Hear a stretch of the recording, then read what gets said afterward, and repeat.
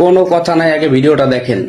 এত সুন্দর মধুর সুর, টাকা পয়সা দিয়ে দুনিয়ায় যে কিচ্ছু হবে না, শুনে যাবেন। মুসলমান দুনিয়াতে যদি পাহাড় পরিমাণ সম্পদ রেখে কবরে যাও,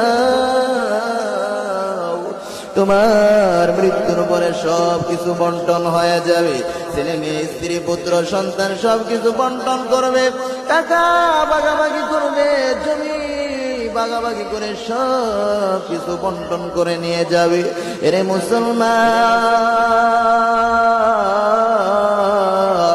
একটু চিন্তা করে দেখো, যে সম্পদ জমানোর জন্য, টাকা পয়সা অর্থ সম্পদ জমানোর জন্য, ছেলে মেয়ে সুখে থাকার জন্য যে কষ্ট করে কবরে আসলাম,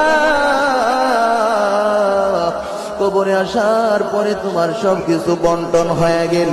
আজকে যদি আল্লাহ না করো, ও দুনিয়ার গুনার কারণে যদি তোমার কবরে আযাব হয়, এরে মুসলমান চিন্তা করে দেখো,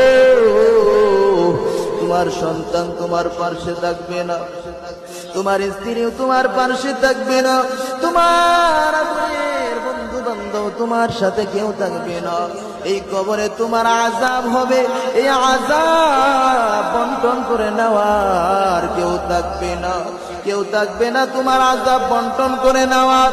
তোমার শাস্তি কমানোর জন্য কেউ তোমাকে সাহায্য করবে না, সহযোগিতা করবে না। এরে মুসলমান ভাই, একটু চিন্তা করে দেখো, তোমার আসল ঘরের